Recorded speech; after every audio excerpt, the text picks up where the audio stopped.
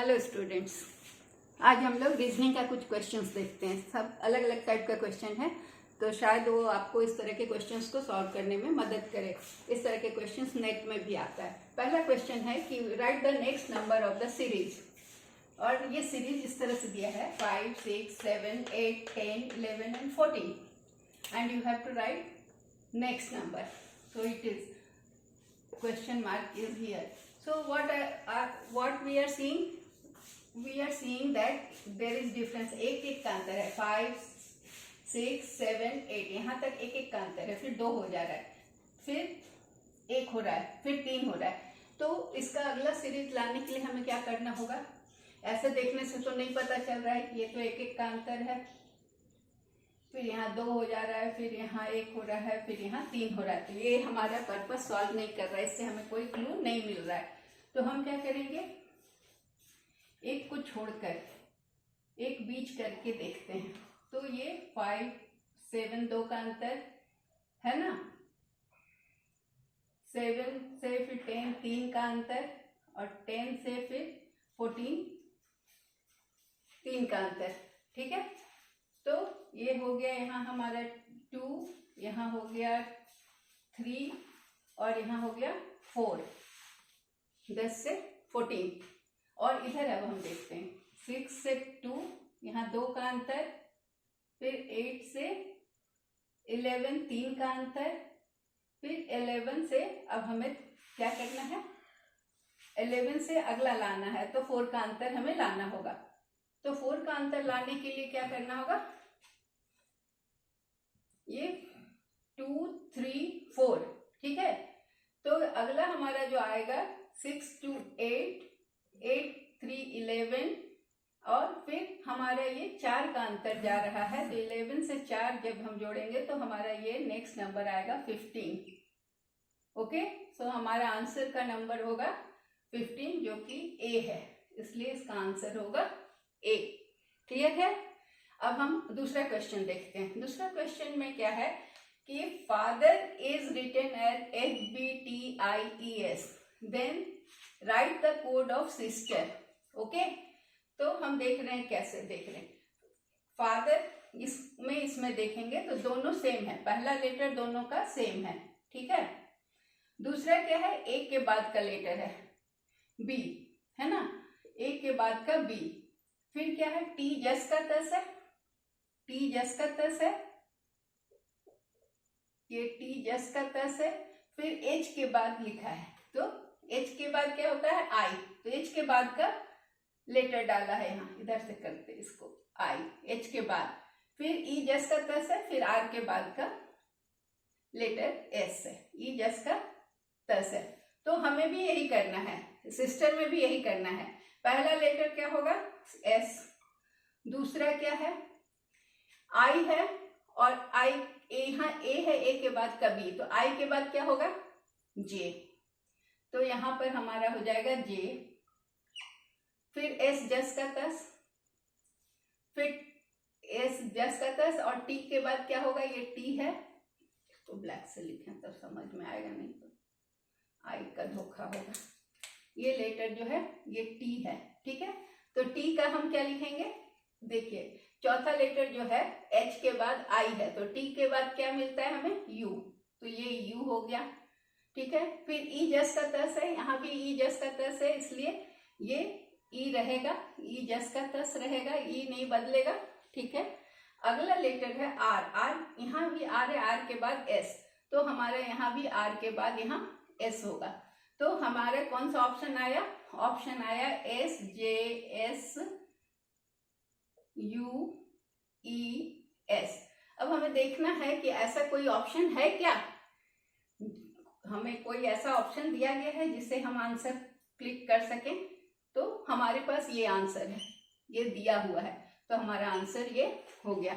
इसको हम कैसे कोड करेंगे, तो इसमें जैसे जैसे किया था उसका ट्रिक हमने समझा, और उसके हिसाब से इसमें भी किया। तीसरा question, one man facing east, ये मैन है जो कि फेसिंग ईस्ट है। ठीक है, if he moves anti clockwise, clockwise जब मूव करेगा तो वो ऐसे मूव करेगा, ये आदमी अगर मूव करेगा तो क्लॉकवाइज ऐसे मूव करेगा। लेकिन क्वेश्चन क्या बोल रहा है, क्वेश्चन बोल रहा है ही मूव्स एंटी क्लॉकवाइज, तो वो इधर से मूव करेगा। ठीक है, अब क्या कर रहा है, he will face, then he moves anti clockwise 270 degree, तो ये यहाँ मूव किया तो ये 90 डिग्री हुआ, फिर इधर आया एंटी क्लॉकवाइज में तो ये 90 डिग्री हुआ, फिर यहाँ आया तो ये भी 90 डिग्री हुआ, तो ये 270 डिग्री हो गया। 90 90 90 आप ऐड करेंगे तो ये 270 डिग्री मूव किया। तो then he moves anti clockwise 270 degree, यहाँ तक पहुंचा तो वो 270 डिग्री मूव कर लिया है। Then he will face which direction, तो he is facing here as south direction. Okay, so it is west direction, it is north and this is east. तो इससे एंटी क्लॉक चला और 270 डिग्री क्रॉस किया, तो 90 डिग्री का angle है सब, 270 डिग्री यहाँ पर पहुंचकर वो 270 डिग्री पर आया, तो उसका कौन सा डायरेक्शन है, किस डायरेक्शन को फेस कर रहा है, तो साउथ डायरेक्शन को। तो हमारा आंसर क्या होगा, आंसर होगा साउथ। तो इस तरह का क्वेश्चन जब भी हो तो आप इस तरह से डायरेक्शन का ये फिगर बना लेंगे तो आपका ये सम गलत नहीं होगा। अब है यहाँ कि which option matches the absent letters, इसमें यहाँ पर एब्सेंट लेटर है, यहाँ पर एब्सेंट है, यहाँ पर एब्सेंट है और यहाँ पर एब्सेंट है। तो इस तरह का जब क्वेश्चन होता है ना, तो हम क्या करते हैं कि पहले टोटल लेटर कितना है ये काउंट करते हैं, तो 1 2 3 4 1 2 3 4 5 6 7 8 9 10 11 12 13 14 15 16, हम यहाँ ब्लैंक को भी काउंट करेंगे। तो ये 16 लेटर का पैटर्न है। तो इसको हम किस किस हिस्से में बांट सकते हैं, 4 में या 8 में बांट सकते हैं। तो यहाँ 4 का चूंकि ऑप्शन है तो इसको हम 4 के ऑप्शन में बांटेंगे। तो ऐसे करके हम इसको अलग अलग करते हैं। ठीक है, ये हुआ, यहाँ हुआ, इस तरह से 4 हिस्सा में ये बट गया। ऊपर का मिटा देते हैं ताकि कंफ्यूजन ना हो। ठीक है, तो अब इसमें हमें देखना है कि इसका पैटर्न कैसा है, उस पैटर्न के हिसाब से हमें ऑप्शन में से चुनना है।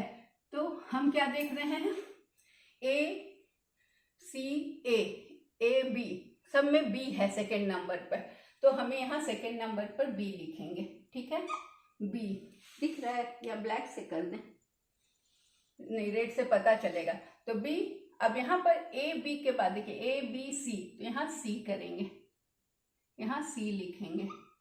इसके बाद यहाँ ए 4 का बटा हुआ है पार्ट, और यहाँ हम क्या देख रहे हैं, ए बी सी तीनों में है, और उसके बाद क्या है ए बी सी, तो फिर ये नया शुरू होगा, तो यहाँ क्या होगा ए।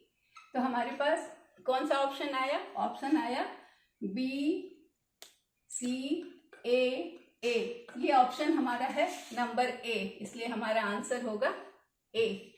क्लियर है, B C A, B C A. How many, अब अगला क्वेश्चन है how many squares in the figure A B C D. ये एक स्क्वायर है जिसमें कि कितने फिगर्स हैं हमें बताना है।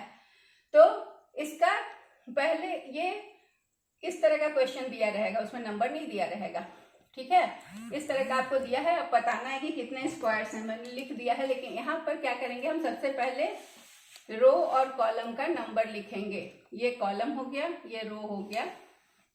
अब हम स्क्वायर की संख्या जानने के लिए क्या करेंगे, सबसे बड़ा रो को सबसे बड़े कॉलम से गुना करें, सबसे बड़े रो को सबसे बड़े कॉलम से गुना करेंगे, तो ये हुआ 4 × 4, फिर उसके बाद 3 × 3, फिर 2 × 2 और फिर 1 × 1। इन सबको हम जोड़ेंगे, 4 × 4 प्लस 3 × 3 प्लस 2 × 2 प्लस 1 × 1, तो ये हो जाएगा 16 प्लस 9 प्लस 4 प्लस 1। ठीक है, तो ये हो गया 30। 16 4 20, 9 1 10 जोड़ दीजिए तो ये हो गया 30। सो हमारा आंसर हुआ 30। इसमें ऑप्शन है, हाँ है 30, तो ये हो गया इसका आंसर। क्लियर है? क्या करेंगे, रो और कॉलम का नंबरिंग कर देंगे और बड़ा कॉलम को बड़े रो से गुना करेंगे, उसके बाद वाले कॉलम को उसके बाद वाले रो से गुना करेंगे और सबको जोड़कर जो नंबर आएगा वो स्क्वायर की संख्या होगी। अब क्वेश्चन ये है कि how many whole numbers are between -100 and +100। तो जब भी ऐसा हो ना कि एक साइन माइनस है एक साइन प्लस है, तो हम कैसे निकालते हैं होल नंबर्स की संख्या? तो हम दोनों को जोड़ देते हैं जब साइन डिफरेंस हो, और जब साइन डिफरेंस नहीं होता है तो हम माइनस करते हैं, तो उसका सम हम अलग से बताएंगे। तो यहाँ पर दोनों, एक साइन माइनस है एक साइन प्लस है, तो हमने जोड़ दिया दोनों को, तो 100 100 हो गया 200 और -1, यही फॉर्मूला है। तो -1 किया तो 200 -1 इज इक्वल टू हमें मिला 199। तो कितना होल नंबर है -100 और +100 के बीच में? तो 199, मतलब ये आंसर होगा, ये 199 लिखा हुआ है। ठीक है, बहुत सिंपल है, खाली जानना है कि होल नंबर जब खोजना हो तो माइनस और प्लस को का साइन रहने पर हम उसको जोड़कर उसमें से एक घटाते हैं, -1 करते। अब एक घड़ी का है सवाल कि एट 4:30 PM 4:30 बजे What will be the angle between hour and minute hand? Hour और मिनट, घड़ी जो होता है, घड़ी की सुई जो घंटे की सुई होती है और मिनट के सुई में कितना, कौन सा एंगल बनेगा? तो अगर हम एंगल निकालने के लिए हम क्या करते हैं, 60 ये फॉर्मूला है, 60 इंटू H माइनस 11M ये into divided by 2। So formula क्या है, इट इज अ फॉर्मूला, इसको याद रखिए। एंगल निकालने के लिए घड़ी का जब भी हमको एंगल निकालना होगा, इस तरह का क्वेश्चन बहुत आता है, तो आप इस फॉर्मूला से निकाल सकते हैं। 60 into our minus 11M, M is minute, divided by 2। तो हमारा आवर क्या है, 60 इंटू 4, आवर है 4, 60 इंटू 4 और मिनट क्या है 30, तो 11 इंटू 30। तो आप इसको सॉल्व करें, it will be 240 minus 330, ठीक है, by 2, so it will be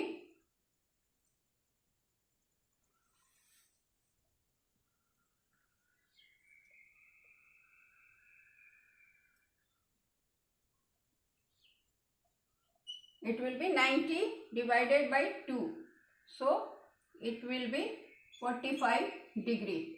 okay, और अगर हमें, और ये जो होगा ना कि अगर हम इसे 180 डिग्री माइनस 360 डिग्री के बीच में अगर हमको दिखाना हो, तो हम क्या करेंगे, इसको जो एंगल हमारा आंसर निकला ना उसको हम 360 से माइनस कर देंगे। 360 degree minus 45 degree, it will be 315 degree. अगर हमें रिफ्लेक्स एंगल बताना हो, तो ये स्मॉल एंगल हो गया, ये रिफ्लेक्स एंगल के लिए अगर हमको बताना हो कि 180 डिग्री से 360 डिग्री के बीच में अगर हमको इस एंगल को बताना होगा, तो कैसे बताएंगे? ये तो 45 डिग्री है, तो 180 डिग्री और 360 डिग्री के बीच में नहीं है, तो इसको 360 डिग्री से माइनस कर देंगे, तो हमें जो आंसर आएगा ये होगा 315 degree. So that's all for today, thank you.